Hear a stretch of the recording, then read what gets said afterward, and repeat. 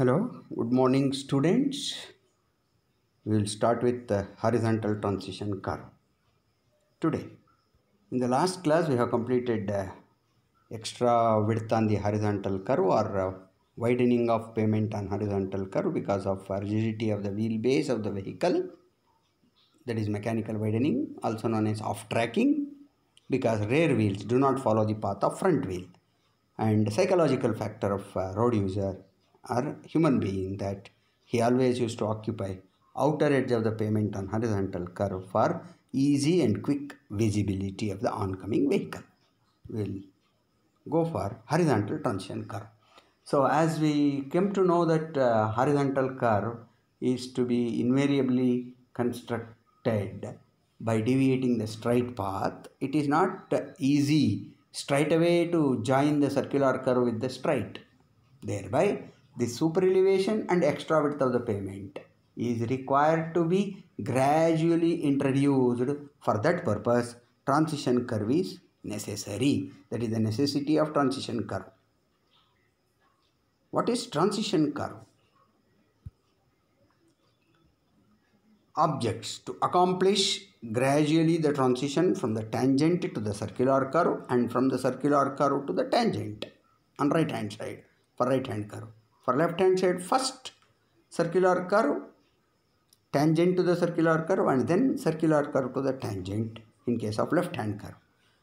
Second, to obtain a gradual increase of curvature from 0 at the tangent point to the specified quantity at the junction of the transition curve with the circular curve, and also to provide the super elevation gradually, as I have already mentioned, gradually from 0 at the tangent point to the specified amount of the circular curve to avoid the overturning of the vehicle.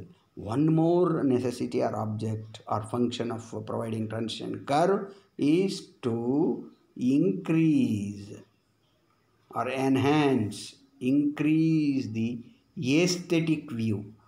Aesthetic, aesthetic, aesthetic view of road. This is provided. Requirement of ideal transition curve. Before to that, what is transition curve? It is a curve of varying radii. It is the curve of varying radii, starting from infinity to or up to the radius of the circular curve is known as transition curve. What are the requirements of an ideal transition curve? When we can say it is an ideal, it should meet the original straight tangentially. It should meet the circular curve tangentially.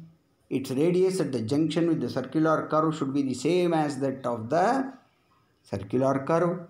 The rate of increase of curvature along the transition curve should be same as that of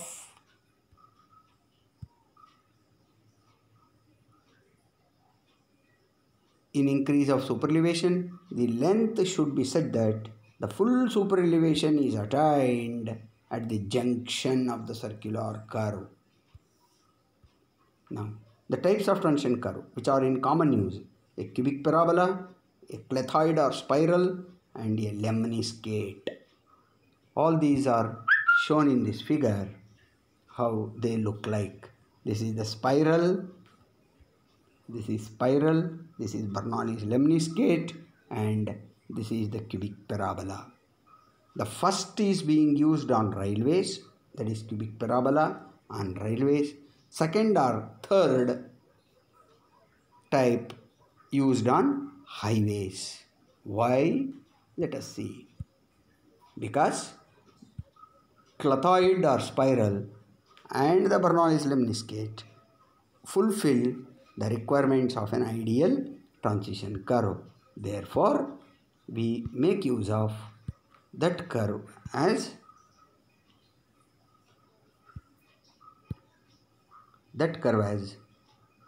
ideal transition curve. So the rate of change of centrifugal acceleration is consistent and radius invariably inversely proportional to the length of the transition curve. Case 1. In order to find out the length of transition curve, we will consider case 1. Rate of change of centrifugal acceleration.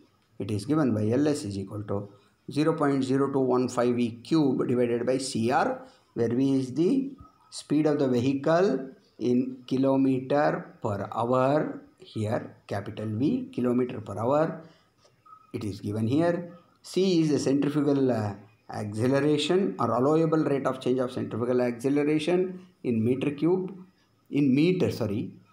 per second squared per second, that is always less than 0.5 and greater than 0.5 and less than 0.8. C is greater than 0.5 and less than 0.8, where L is the length of the transition curve in meter. So all are known. C is equal to 80 divided by 75 plus V. Suppose if you do not remember this value, you can calculate for any given speed.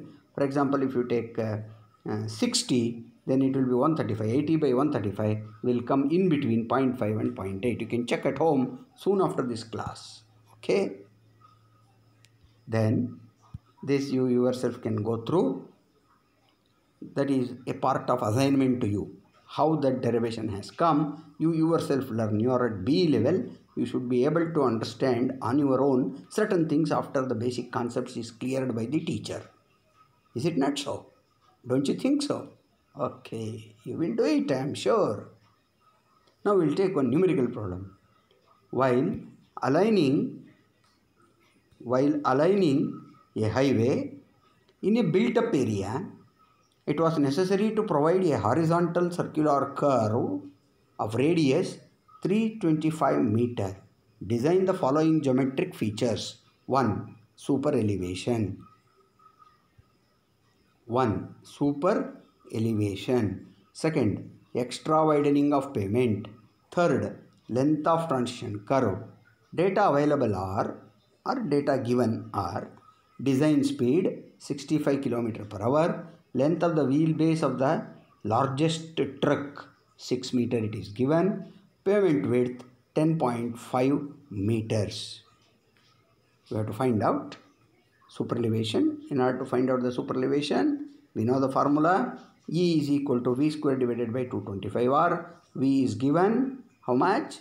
65 km per hour.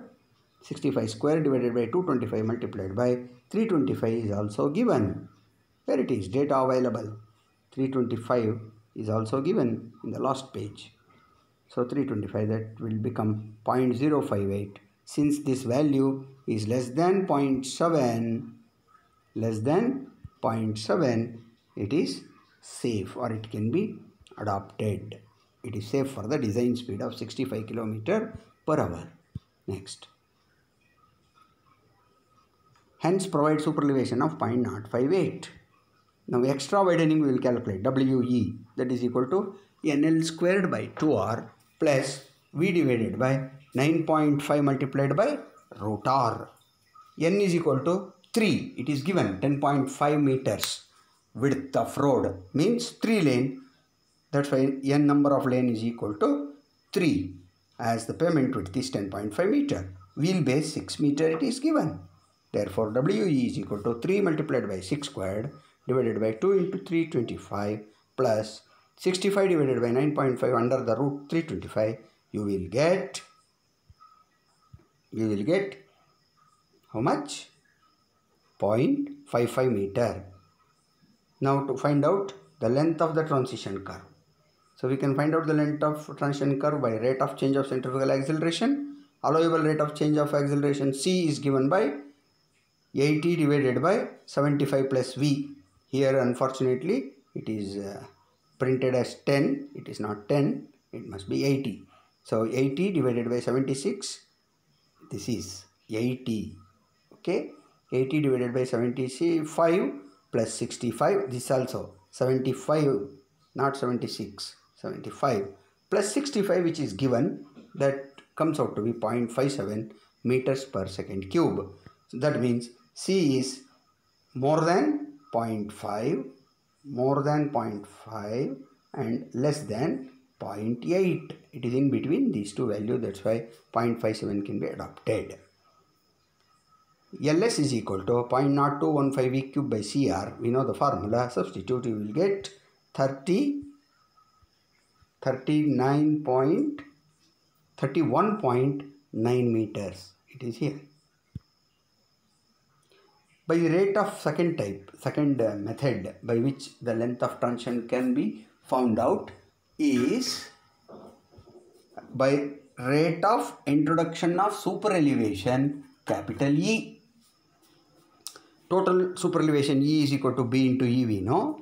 Therefore, you can calculate capital B is equal to W plus WE, that is equal to 10.5 plus 0.55, that is worked out to be equal to 11.05 meter. Okay, superelevation rate E is equal to 0.058, just now we have found out. Therefore, E is equal to 0.64 meter. Now, assuming the superelevation is provided by rotating about the center line, the total superelevation is to be distributed along the length of the transition curve is equal to E by 2, because center line means center of the pavement, E by 2. The rate of introduction of superelevation may be taken as 1 in 100 in case of built-up area as per IRC. Length of transition curve LS is equal to 0.64 by 2 multiplied by 100. That works out to be equal to 32 meters.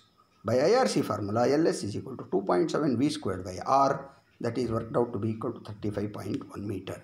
Now there are three values. First value, say 35.1. Second one, 32. Third value, here it is 31.9 meter. Among these three, whichever is higher should be adopted or lower should be adopted. There is a logic. As the length of the transition curve increases, the introduction of superelevation and extra widening will become smoother. Therefore, largest value or higher value of the above three should be adopted. That is nothing but 32 meters. Okay. So likewise, many numerical problems are there. Try to solve on your own. We will go to vertical alignment.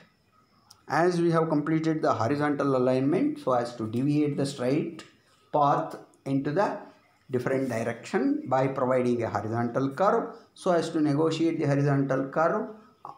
In order to counteract the centrifugal force developed on the horizontal curve, we are required to provide superelevation, and on horizontal curve, in order to cater for the psychological factors and off-tracking factors, we are required to provide extra width of the pavement. Similarly, vertical alignment also invariably we have to provide by providing vertical curves and different gradients. The vertical alignment is the elevation or profile of the center line of the road.